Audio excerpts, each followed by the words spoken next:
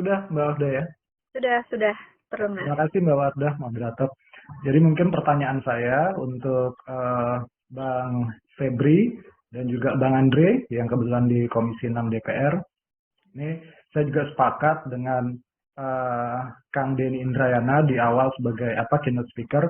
Jadi memang masalah BUMN terlalu banyak kompleksitas permasalahannya. Cuma saya secara umum aja. Jadi kita tahu kebetulan saya juga ada di domain wilayah hukum gitu ya, Mbak ya, Bang Febri, Bang Andre. Jadi yang kita tahu dari kompleksitas permasalahan ini, BUMN itu memang sebagian atau seluruhnya merupakan keuangan negara. Terus kita tahu juga asetnya dianggap sebagai aset negara. Tapi di sisi lain, sebetulnya yang dimaksud dengan keuangan negara itu juga belum tentu mengenai masalah uang negara. Yang dimaksud keuangan negara, kalau kita kupas lagi dari sisi peraturan perundang-undangan kan, adalah tata kelola keuangannya. Karena ketika uang negara itu masuk ke sebuah PT misalnya, itu adalah dalam pengelolaan PT itu dan terkonversi menjadi saham. Kemudian juga yang kedua yang kita ketahui adalah bahwasanya ada pemisahan antara pengelolaan keuangan perusahaan dan juga pengelolaan kas negara. Maka itu kan antara perusahaan PT misalnya dengan negara itu keuangannya tidak bisa dikonsolidasikan dalam LKPP, dalam laporan keuangan pusat itu. Nah, jadi di situ adalah titik poin bahwasanya di sini ada pemisahan antara uang negara dan juga uang perusahaan atau kasnya. Terus kita juga tahu bahwasanya secara doktrinal, secara teoritik, ini cuma teori, ternyata baru dalam wacana teori aja, tidak dalam penerapannya. Ini cuma sekedar teori bahwa kita tahu BUMN, kebetulan saya juga dalam hal ini PT, sekali lagi merujuk pada PT, itu adalah separate legal entity yang kita tahu. Itu sangat jelas lagi, sekali, dan juga lebih jelas lagi dalam Undang-Undang Informasi Publik, BUMN ini pada kenyataannya satu-satunya undang-undang yang memberi gambaran bahwa BUMN bukan badan hukum publik adalah Undang-Undang Keterbukaan Informasi Publik, yaitu pasal 14. Dia adalah entitas tersendiri yang terlepas dari badan hukum publik sebagaimana dijelaskan di pasal 12 atau 13, kan seperti itu. Nah, kemudian berkaitan dengan keempat hal di atas yang saya sampaikan, ada satu regulasi, Belet Regel gitu ya. Jadi di sini adalah keputusan Menteri BUMN nomor 101/MBU/2002 itu tentang perencanaan RKAP dan RKAPP. Nah, di sana di pada pasal 12 kita tahu ternyata di sana ada dua jenis RKAP, rencana kegiatan dan anggaran perusahaan gitu, Bang Febri, Bang Andre ya. Jadi ada dua. RKAP tipe pertama adalah RKAP sasaran usaha. RKAP kedua di pasal 13 adalah RKAP penugasan pemerintah. Nah, di RKAP kedua ini dalam hal penugasan pemerintah wajib membiayai seluruh kegiatan dari perusahaan BUMN. Tapi tidak demikian halnya di RKAP yang pertama, RKAP tipe pertama yaitu RKAP sasaran usaha. Berkaitan dengan dua jenis RKAP itu, yang saya mau tanyakan, ini kaitannya mungkin seperti yang tadi Bang Febri jelaskan, juga kaitannya dengan Kensrea dan juga Business Judgment Rule. Jadi yang saya mau tanyakan kepada Bang Febri dan kepada Bang Andre, sebetulnya apalagi di sini Bang Febri pernah jadi juru bicara di KPK juga di zamannya. Sejauh mana sebetulnya perhatian pemerintah? Saya nggak menggunakan diksi atau kata negara karena di sini kita selalu tertutup wacananya. Ketika kita berbicara negara, pemerintah, tapi selalu menyebutkan negara. Padahal negara dan pemerintah adalah dua hal yang berbeda.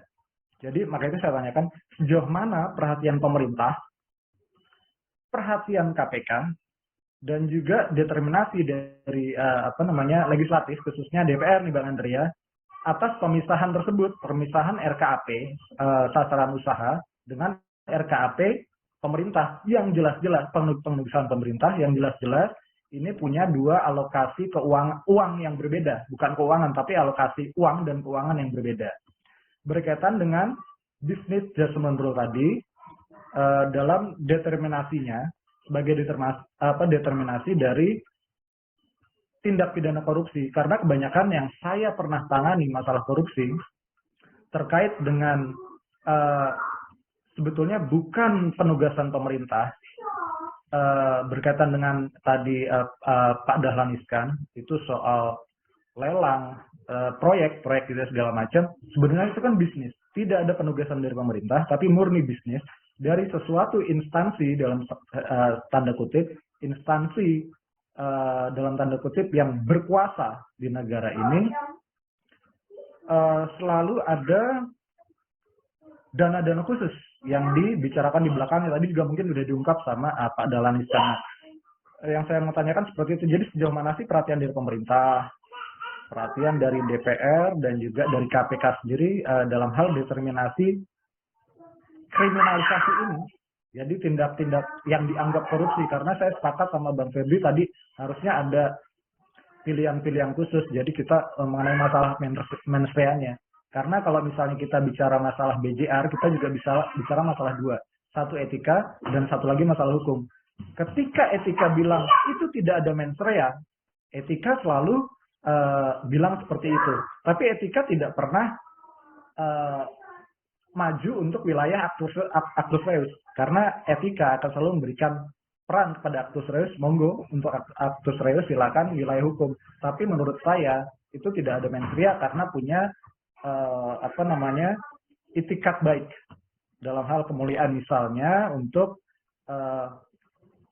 keuntungan perusahaan dari keterpurukan yang tadi Pak Dahlan bilang sejak 98 itu ada beberapa BUMN yang jatuh terpuruk, tapi dengan BJR yang sebenarnya murni bisnis, bukan penugasan pemerintah, tapi tetap mendapatkan kriminalisasi itu. Nah, itu mungkin pertanyaan saya dari Mbak Wardah sebagai moderator untuk Bang Febri dan juga Bang Andre. Terima kasih. Wassalamualaikum warahmatullahi wabarakatuh. Waalaikumsalam warahmatullahi wabarakatuh. Terima kasih Pak Agung dan Mas Yuson. Mungkin kita kasih kesempatan dulu Mas Febri gantian dengan Bang Andre. Silakan Mas Febri. Ya, terima kasih. Jadi saya ingin jelaskan, saya ingin membagi penjelasan ini menjadi 2 atau 3 poin ya. Pertama soal keuangan negara. Saya kira tadi Mas Denny juga sudah sampaikan, kalau kita bicara perdebatan akademis dari aspek hukum, memang ada 2 perdebatan utama lah ya. Soal apakah keuangan BUMN itu keuangan negara atau tidak. Ada yang mengikuti aliran pemisahan, secara sederhana saya sebut begitu, dengan penjelasan panjang lebar tadi. Ada yang mengikuti aliran pemisahan, ada yang aliran pemisahan kemudian menyimpulkan bahwa keuangan BUMN bukan keuangan negara. Tapi ada yang di aliran yang satu lagi, bahwa keuangan BUMN, benar keuangan BUMN adalah keuangan negara yang dipisahkan, tetapi itu juga keuangan negara. Nah, saya ingin sampaikan ada beberapa aturan yang perlu kita lihat agar tidak sepotong-sepotong. Kalau kita bicara soal keuangan negara, kita tentu perlu melihat Undang-Undang Nomor 17 Tahun 2003. Itu yang pertama. Di pasal 2-nya itu disebut keuangan negara, sebenarnya banyak ya uraiannya, meliputi kekayaan negara atau kekayaan daerah yang dikelola sendiri atau oleh pihak lain. Termasuk kekayaan negara yang dipisahkan pada perusahaan negara atau perusahaan daerah. Itu disebutkan ya. Saya tidak baca secara detail karena panjang, tapi itu poin-poin pokoknya. Nah, kemudian di penjelasannya, pasal 2 huruf G dan I, huruf G lah ya, kekayaan negara atau kekayaan daerah yang dikelola sendiri atau pihak lain berupa uang, surat berharga, piutang barang, serta hak-hak lain yang dapat dinilai dengan uang, termasuk kekayaan negara yang dipisahkan pada perusahaan negara atau perusahaan daerah. Itu Undang-Undang Nomor 17 Tahun 2003 tentang keuangan negara. Kemudian yang kedua, soal keuangan negara ini juga disebutkan dalam penjelasan umum Undang-Undang Tindak Pidana Korupsi. Memang kita bisa diskusi bahwa penjelasan itu kan tidak mengikat, tapi penjelasan itu adalah tafsir yang dipegang oleh penegak hukum dan termasuk oleh hakim juga menggunakan ini untuk penjelasan secara resmi dari bunyi pasal-pasal tersebut. Nah, di sana disebutkan keuangan negara yang dimaksud adalah, ini keuangan negara yang dimaksud dalam Undang-Undang Tindak Pidana Korupsi, seluruh kekayaan negara dalam bentuk apapun yang dipisahkan atau yang tidak dipisahkan, termasuk di dalamnya segala bagian kekayaan negara dan segala hak dan kewajiban yang timbul karena poin C-nya berada dalam penguasaan, pengurusan, dan pertanggungjawaban badan usaha milik negara, badan usaha milik daerah, yayasan, badan hukum, dan lain-lain yang menyertakan modal negara. Hal ini juga ditegaskan di putusan Mahkamah Konstitusi di tahun 2013, kalau bicara soal keuangan negara. Putusan MK ini menegaskan karena ada permohonan pada saat itu terkait dengan pasal 2 Undang-Undang 17 2003 tersebut. Dan kalau terkait dengan anak perusahaan BUMN, ini juga menarik sebenarnya. Ada peraturan pemerintah nomor 72 tahun 2016 yang mengubah PP 44 2005. Di sana disebutkan bahwa di pasal 2 ayat 7, nanti bisa dicek, anak perusahaan BUMN diperlakukan sama dengan BUMN dalam hal memenuhi persyaratan kalau ia mendapatkan penugasan dari pemerintah atau melaksanakan pelayanan umum dan atau mendapatkan kebijakan khusus negara dan atau pemerintah, termasuk dalam pengelolaan sumber daya alam dengan perlakuan tertentu sebagaimana yang diperlakukan di BUMN. Jadi dalam situasi tertentu, sebenarnya anak perusahaan BUMN juga diperlakukan seperti BUMN dalam berbagai hal tentu saja, kalau situasi tersebut terpenuhi. Dan ada surat edaran Mahkamah Agung juga sebenarnya di tahun 2020 yang memberlakukan rumusan hasil rapat pleno kamar di Mahkamah Agung. Nah, di kamar pidana itu disebutkan juga terkait dengan kerugian dengan keuangan negara ini. Artinya apa? Kita bisa berdebat tentang dua aliran tersebut dan seluruh pendapat hukum itu tentu saja relevan untuk didiskusikan. Saya memahami seperti itu. Apakah yang pro ataupun yang kontra. Tetapi dari beberapa dasar hukum tadi, putusan Mahkamah Konstitusi, dan putusan yang konsisten, yang sudah berkekuatan hukum tetap dari kasus-kasus korupsi yang diadili di Pengadilan Tindak Pidana Korupsi sampai di Mahkamah Agung, atau sampai berkekuatan hukum tetap, itu melihat keuangan BUMN adalah keuangan negara. Nah, saya memahami dari diskusi dengan beberapa manajemen dan legal di BUMN, saya memahami ada kekhawatiran dari organ BUMN atau BUMD, jangan sampai keputusan-keputusan yang diambil, yang bisa untung bisa rugi. Jangan sampai keputusan-keputusan yang diambil itu sedikit-sedikit kalau rugi langsung korupsi. Nah, ini yang jadi soal menurut saya. Bukan tentang apakah keuangan BUMN itu keuangan negara atau tidak. Tetapi penegakan hukum kita yang masih dikritik soal konsistensinya yang memproses sebuah keputusan bisnis ketika ada kerugian negara otomatis langsung korupsi. Menurut saya nggak bisa. Tidak semua kerugian keuangan negara yang terjadi itu pasti korupsi. Itu yang saya tegaskan di sana. Karena kita memang harus bicara tentang satu unsur-unsur pasalnya atau yang disebut tadi actus reus, dan yang satu lagi bentuk-bentuk kesalahannya. Nah, kita paham, yang kita pelajari adalah semua kejahatan pada dasarnya itu harus dilakukan secara sengaja kecuali diatur khusus.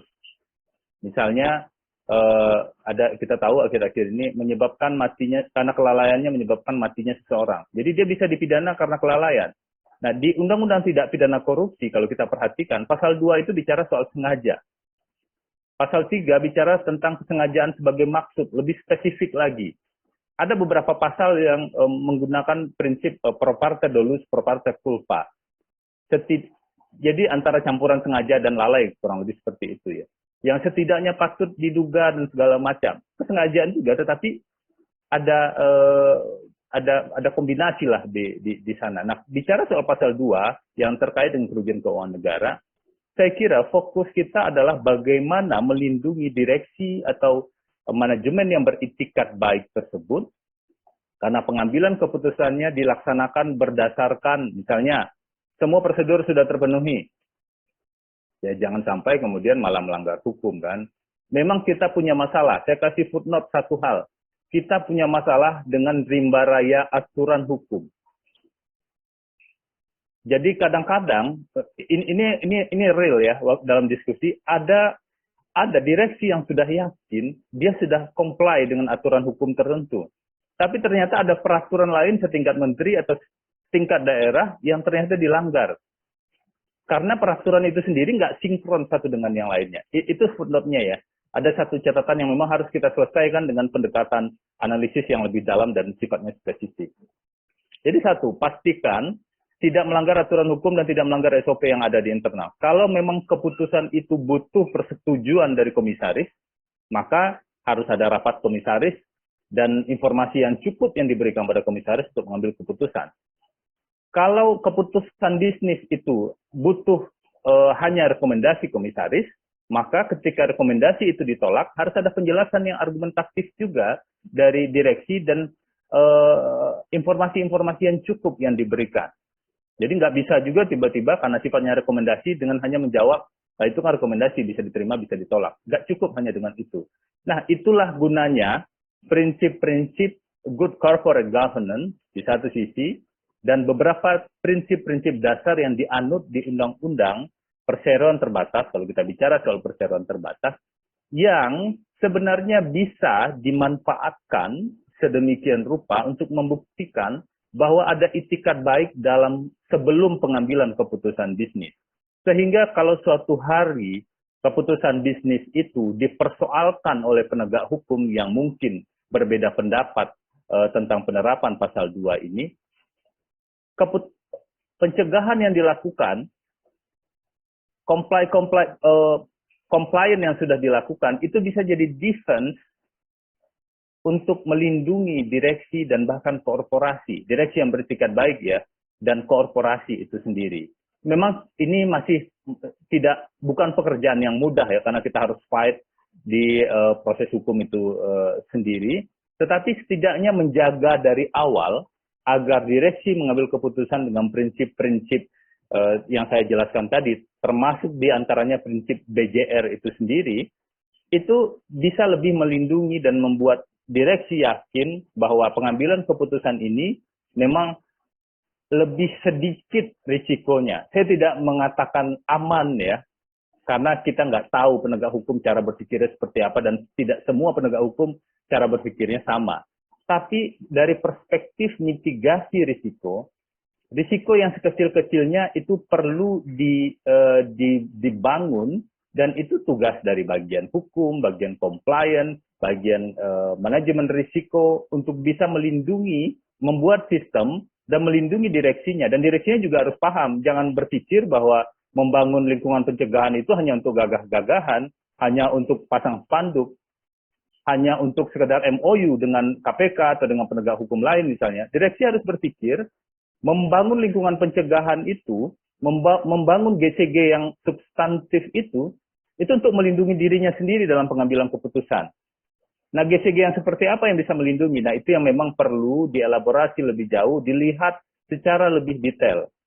Karena itulah, dari beberapa interaksi saya dengan sejumlah direksi dan komisaris BUMN atau anak perusahaan BUMN, saya selalu sarankan ketika mereka konsul, saya selalu sarankan begini, sebelum Bapak atau Ibu mengambil keputusan, kalau ini masuk dalam peta risiko yang lebih tinggi, yang cukup tinggi, misalnya dilihat dari nilai transaksinya, dilihat dari sebarannya, dilihat dari pihak-pihak yang berisiko dalam kerjasama tersebut, maka lakukanlah yang namanya CRA, Corruption Risk Assessment. Dari sana bisa dilihat dengan berbagai indikator seberapa besar risiko korupsinya kalau ini dilakukan atau kalau ini tidak dilakukan. Sisanya adalah keputusan bisnis. Nah, upaya untuk memitigasi risiko dari awal itu adalah upaya untuk melindungi direksi sekaligus dalam tanda kutip menghilangkan faktor mens rea yang nanti harus dibuktikan oleh penegak hukum ketika proses hukum tersebut berjalan. Jadi kita tidak hanya bicara mens rea dalam pemahaman mens rea adalah guilty mind, mens rea adalah niat jahat. Siapa yang bisa mengukur niat seseorang? Makanya dalam hukum pidana itu untuk mengukur niat atau kesengajaan itu dilihat dari perbuatan nyatanya, perbuatan realnya. Seharusnya dia melakukan pengecekan sebelum melakukan transaksi 100 miliar, tapi dia tidak cek. Seharusnya dia meminta audit internal, tapi dia tidak audit. Seharusnya dia mengidentifikasi beberapa faktor yang mempengaruhi risiko kerugian, tapi dia tidak lakukan dan langsung mengambil keputusan. Itu sengaja. Sengaja ada 3 kan? Sengaja sebagai maksud, sengaja sebagai kepastian, sengaja sebagai kemungkinan. Di pasal 2 itu bisa masuk ketiganya. Nah, hal inilah kalau dari perspektif pencegahan yang lebih efektif dan lebih bermanfaat, menurut saya, kita bisa berbeda, menurut saya itu harus dibangun sejak awal. Tujuannya direksi terlindungi, korporasi terlindungi, dan outcome-nya yang lebih besar adalah kepentingan negara bisa terproteksi dari pembangunan GCG di BUMN tersebut. Saya kira begitu. Terima kasih. Oh ya, satu lagi. Kalau tadi bicara soal Undang-Undang Keterbukaan Informasi Publik, tolong dicek lagi. BUMN juga termasuk di sana badan publik dan juga wajib memberikan informasi-informasi yang dirinci di sana.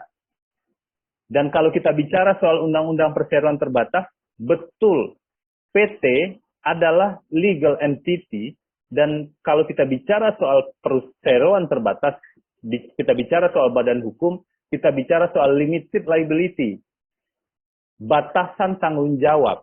Direksi hanya bertanggung jawab tidak sampai ke harta pribadinya, misalnya pemegang saham juga hanya bertanggung jawab dalam batas-batas saham yang dimiliki. Tapi ingat, ada klausul-klausul pengecualian di sana. Itu yang saya sebut di awal, konsep piercing of the corporate veil.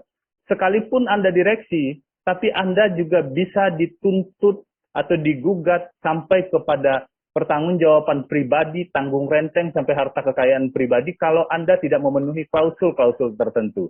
Jadi limited liability itu bukan harga mati dalam tanda kutip yang tidak bisa ditembus dalam situasi tertentu. Saya kira itu mungkin. Kita bisa diskusi lebih jauh. Terima kasih.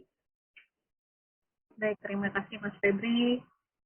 Kemudian kepada Bapak Andre, dipersilakan Pak untuk tanggapan dan jawaban dari pertanyaan saya tadi. Ya. Baik, soal Mas Yusron sama Mas Agung Pram, saya ingin menyampaikan bahwasannya yang disampaikan oleh Febri tadi soal isu business judgment rule itu BJR ini, ya, ini kami pastikan akan dibahas secara khusus dalam rancangan undang-undang badan usaha milik negara, sehingga hal-hal yang menjadi kerancuan bagi direksi dan juga bagaimana ke depan jangan sampai keputusan direksi yang sudah comply kepada seluruh aturan hukum akhirnya punya persepsi yang berbeda di aparat hukum. Nah, ini memang menjadi catatan ya dalam rapat-rapat kami di Komisi 6 dalam draft yang sedang kami susun, bahwa business judgment rules ini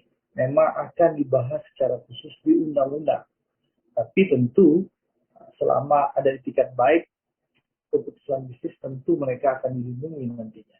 Jadi itu yang ingin saya tegaskan, karena ini lagi masa pembahasan, tapi saya pastikan bahwa isu mengenai business judgment rule yang disampaikan Febri tadi, ini menjadi salah satu pasal yang akan kami bahas secara khusus di RUU BUMN yang baru menggantikan Undang-Undang 19 tahun 2023. Lalu kalau kita baca soal keputusan MK nomor 48 garing PUU strip 9 ya, Romawi garing 2013 terhadap Undang-Undang Keuangan Negara Undang-Undang 17 tahun 2003 pasal 2 huruf G mengartikan bahwa kekayaan BUMN adalah kekayaan negara yang dipisahkan. Oleh karena itu DPR dan BPK serta perangkat negara lainnya mempunyai hak dan wewenang untuk mengawasi pengelolaan BUMN. itu di keputusan MK.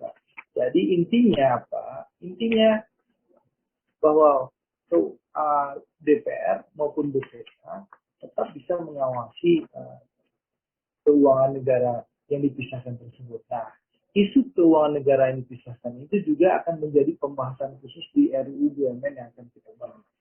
Jadi, saya ingin sampaikan kepada peserta. Jadi, keuangan negara yang dipisahkan nanti, ada wacana di pembahasan undang-undang nanti, ada neraca lain yang seperti yang disampaikan Mas Agung Pram tadi, ya, bahwa saya ingin menyampaikan, ya, dalam berbagai draft usulan rancangan undang-undang BUMN yang baru nanti, bahwa direncanakan bahwa akan ada pemisahan neraca keuangan negara dan neraca BUMN. Nah, di mana nanti ya Kementerian BUMN ya akan melaporkan, tapi ini tetap diketahui oleh APBN ya. Jadi nanti ada RKAP setiap tahunnya yang akan dilaporkan ke Komisi 6 ya oleh Kementerian BUMN bahwa berapa dividen yang dihasilkan, berapa prediksi laba perusahaan, berapa dividen yang disetorkan, berapa dana operasional yang dibutuhkan, itu akan dilaporkan dalam neraca itu dan dilaporkan dalam APBN. Tapi akan berbeda dengan pelaksanaan ini tidak perlu persetujuan Menteri Keuangan lagi. Nah, itu ada wacana seperti itu. Lalu saya juga ingin menyampaikan soal penugasan pemerintah. Kita tahu yang disampaikan Mas Agung Pram tadi ya, bahwa memang sekarang ini soal penugasan pemerintah kadang, mohon maaf ya, BUMN itu banyak mendapatkan penugasan pemerintah dari menteri teknis terkait. Tapi kalau penugasan itu tidak diketahui oleh Kementerian BUMN. Sehingga akhirnya penugasan itu dilakukan oleh BUMN itu atas perintah menteri terkait, menteri teknis terkait, tanpa ada sokongan anggaran. Akhirnya yang terjadi apa? BUMN kita ini bengek, BUMN kita ini mengalami kerugian keuangan, ya. Nah, ini yang akan menjadi catatan dalam RUU Undang-Undang BUMN yang baru. Bagaimana penugasan pemerintah itu harus disepakati oleh menteri teknis terkait dengan menteri BUMN dengan catatan bahwa anggarannya untuk penugasan pun harus disiapkan. Itu juga akan menjadi catatan dalam undang-undang kita. Sehingga tidak terjadi kasus seperti Waskita Karya. Lalu Hutama Karya. Bayangkan saja Hutama Karya diberikan penugasan untuk bangun tol Sumatera. Sudah hampir 1.000 km dibangun, tidak ada pernyataan modal negara yang diberikan oleh pemerintah kepada Hutama Karya. Sehingga barulah periode sekarang kita memberikan pernyataan modal negara untuk menyelamatkan neraca keuangan Hutama Karya yang berdarah-darah sekarang. Jadi intinya ya semua yang kita bahas mulai business judgment rule, lalu nanti soal bagaimana penegasan soal kekayaan negara yang dipisahkan, ya kami ingin memastikan bahwa dalam pembahasan RUU BUMN yang baru ini akan dibahas secara khusus dan para pakar tentu akan kita undang sehingga tidak ada lagi nanti ini versi yang ini versi yang ini. Kita ingin satu clear bahwa beginilah konsep kekayaan negara yang dipisahkan. Seperti itu Mbak Wardah yang ingin saya sampaikan. Baik, terima kasih. And if you keep me close every minute in this hour